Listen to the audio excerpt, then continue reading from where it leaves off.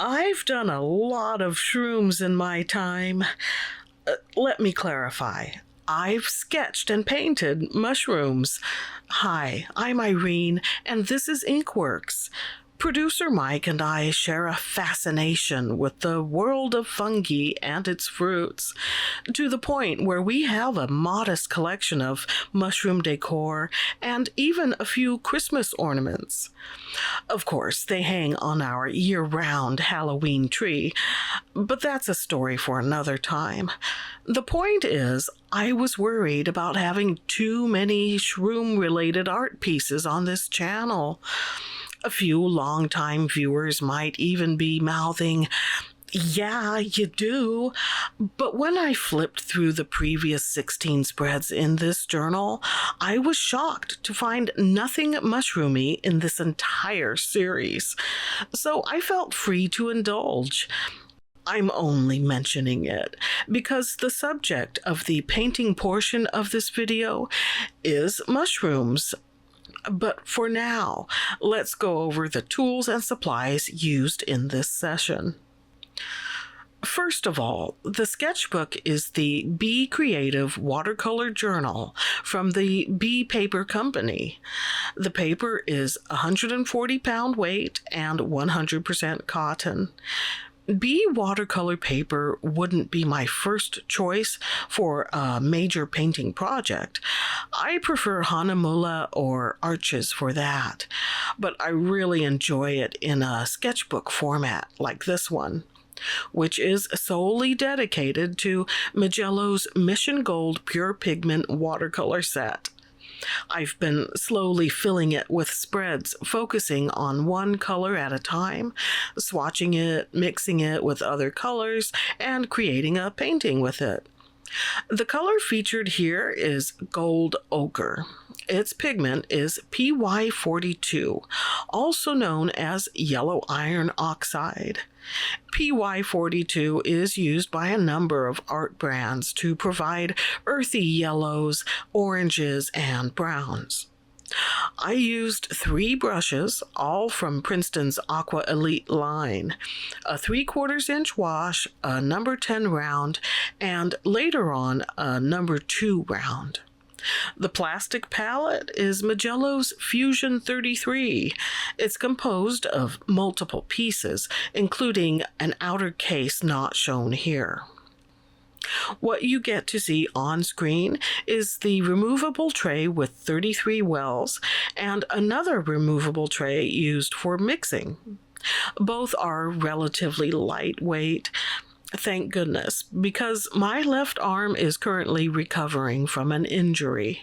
So even with limited mobility in my left hand, I was able to maneuver those trays well enough. This whole Mijello Journal series has gone through changes. The first spread was way back in, I believe it was several years ago, and it differs in both process and presentation. For instance, back then, I didn't bother showing much of the palette action from these sessions. Yeah, the series has evolved, I think, for the better. The first row of swatches are gold ochre mixed with permanent yellow deep PY65, quinacridone red PR207, quinacridone crimson lake PR202, and dioxazine violet PV23. The results?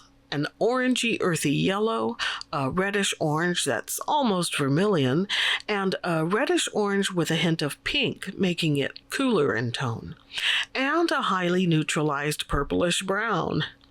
Because on the color wheel, yellow and purple are opposite, and opposite colors sort of cancel each other. So when you mix them, you often get muddy or neutral tones. My friend Gail dropped off some seasonal goodies the other day, including herbal teas in pumpkin spice and orange clove flavors. Also, a pretty bottle of spumante and a Hello Kitty plushie dressed as a watermelon. And to paraquote The Adventures of Buckaroo Banzai, an 80s film that doesn't get enough love, What's with the watermelon? I'll tell you later. Also in the stash was a huge bag of candy, so we found our leftover cello treat bags and filled about 30 of them.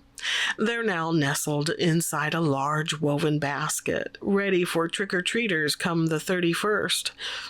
Last year we had maybe 10 kids come to our door, so we're being a tad optimistic. Whatever. Worst case scenario, we have to eat all those fun-sized Snickers, Reese's peanut butter cups, and Kit Kats ourselves.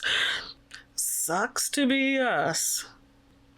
On the second row of swatches, it's gold ochre mixed with indanthrine blue PB60, ultramarine light PB29, cobalt blue number 2 PB28, and phthalo blue PB156. Those are all blue pigments, so what I got was a range of soft greens, green grays, green browns, and teals. PY42 is a warm-toned yellow, and that's why the mixes are all a bit muted. If I were using a cool yellow, such as Hansa Yellow Light, PY3, or Cadmium Yellow, PY35, the mixes would definitely be brighter. Something to keep in mind if that's the look you're going for. So I'm still recovering from a broken arm, but at least I'm past the surgery, splints, and braces stages. I'm now in the occupational therapy stage where I'm working on getting full mobility back in my fingers and wrist. It involves twice weekly sessions with a professional therapist. The most recent set of x-rays show that everything is where it should be. Mainly that the metal plate and screws are intact on the broken radial bone, and that the fractured ulna is also mending well. The reason I'm in this situation at all is because I offered to help my brother get some groceries into the house, and as I was pulling stuff from his trunk, a watermelon fell out and began rolling down the sloped driveway. Of course, now I think of all the possible actions I could have taken, like pointing, laughing, and watching as it rolled down the street to meet a nasty end on either a curb or a neighbor's SUV. Maybe even mowing down a dog or small child on its way. To paraquote another movie, she chose poorly, because I ran after the melon only to stumble and fall and go to the emergency room when I had way better things to do than entertain hospital staff with my embarrassing story. So my BFF, being the kidder she is, has now gifted me a watermelon doormat along with the aforementioned watermelon plushie. Because we can't have me going about my life without constant reminders of my folly. The third row of swatches is gold ochre mixed with cobalt green deep, PB36, bamboo green, PG36, burnt sienna number 2, PR102, and cobalt black, PBK27. These combinations made for some lovely looking greens, a very natural brown, and a subtle brown black that I'd love to use in future projects. I'm so glad I went with gold ochre for this session because the resulting mixes have a delightful soft earthiness that really says autumnal to me. Although I don't get out as much as I'd like these days, there's a stash of memories I draw from to relive some of my favorites, such as the day producer Mike and I visited the Seymour Botanical Conservatory. It was the year they filled it with carnivorous plants, arranged, labeled, and looking fabulous. Then there's the time we took a leisurely walk through the park, collecting fallen nuts and leaves and watching squirrel shenanigans. I remember being bundled inside a sweater, shooing away curious ducks while munching on fried chicken at a picnic table. Actually, another of my favorite fall moments was walking through Leavenworth's waterfront park on the Wenatchee River, including their lovely little Blackbird Island. Maybe fall park walks are my favorite thing. Speaking of, I had a nice walk the other day over in North Tacoma. Some family members and I went to try the Waffle Stop. They're a breakfast and lunch place that specializes in waffles. I wasn't in the mood to go too sweet, though, so to accompany their brown sugar cardamom latte, I ordered their chicken waffle fries with cheese and bacon. It was a big serving, and they are not kidding when they call it shareable. The restaurant was pretty hoppin'. The Saturday farmers market was going on, so even with a light drizzle, there were plenty of people out and about. It was an hour wait to get a table, so we browsed several nearby shops. There was an available retail space across the street, and I imagined owning and operating a thriving art supply and stationery store with creative window displays. They would tempt wandering passers-by with watercolor brushes, traveler's notebooks, and letter sets. Perhaps I'd even provide hot cider and cookies for those awaiting waffle time. $5.99 with purchase.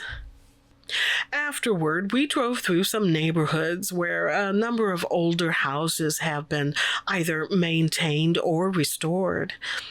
Having grown up in an old house and having watched many seasons of This Old House on PBS, I was always taken with the idea of restoration and renovation.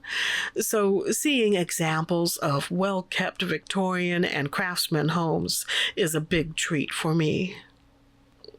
I am not a mycologist. I couldn't tell you what sort of shrooms these are. Well, except for one.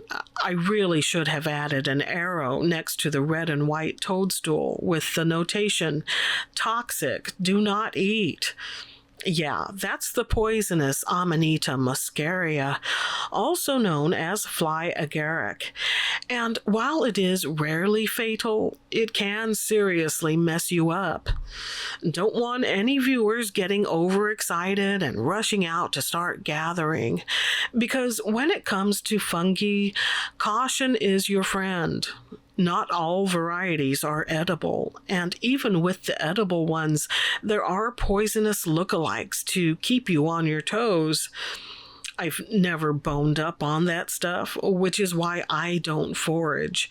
But I recently discovered Aaron Hilliard's YouTube channel called Mushroom Wonderland. The guy is an experienced mushroom hunter and member of a local mycological society. And he's right here in the Pacific Northwest. I caught one of his recent uploads and was practically drooling over his basket of morels. Decades ago, I had a recipe for homemade Hungarian mushroom soup. I was never completely happy with that recipe since the flavor was so dill-forward. But since it was a hit with family members, I prepared it a number of times. Something I make more often nowadays is a dish called ranch mushrooms. It's so simple. A pound of button mushrooms, a half stick of butter, and a packet of ranch dressing mix. Put them in a slow cooker on low for 3 hours and it's all good. They were very popular at our Halloween parties. The idea here for this painting is that these shrooms are growing in a pot of nutrient-rich dirt. I know they don't grow like that. It's artistic license at play. Man, I wish I could cultivate that stuff. I'd have individual containers for king boletes, morels, chicken of the woods, hen of the woods, oyster mushrooms, lobster mushrooms, and my personal favorite, chanterelles. Many years ago, a relative came to visit bearing a paper sack filled with freshly foraged chanterelles. I was so excited I couldn't contain myself, so I made a 9 by 13-inch pan of chicken pot pie using those beauties. It was a big hit. Some people continued to rave about it years later. The thing is, chanterelles shine when simply sliced and pan-fried in butter. Add cream if you like. Garlic and parsley are also welcome add-ins. But honestly, sautéed in butter with a couple of pieces of toast is delightful in itself. As light as the plastic pallets are, gotta admit, it put a little strain on my left arm. But that was because I was trying to keep the trays from making contact with the wet paper. I wasn't entirely successful, thus there are a couple of messed up swatches. No biggie, the fun-size Milky Ways and pumpkin spice tea will console me. Over and over again as I stare at my watermelon doormat and plushie. I forgot to mention, another of my favorite fall activities is to drive out to SNOQUALMIE. Seriously, I think that's the best October drive. Plus, we like to stop at Salish Lodge to admire Snoqualmie Falls from their viewing platforms. For us, it's about an hour drive. The scenery is totally worth it, and from Snoqualmie, it's only another 2 hours to Leavenworth, which is beautiful in both fall and winter. There's one memory I wish I had, but don't, and that's learning how to make mushroom rice from my Japanese mother. Yeah, I guess I didn't think I'd want to make it on my own, so I never watched how she did it. Pretty sure she used dried shiitake mushrooms, rehydrated and sliced, and added them to the rice pot before cooking. And now that I've found a recipe on zojirushi.com, I'm hoping to try it out the next time I get hold of some dried shiitake mushrooms.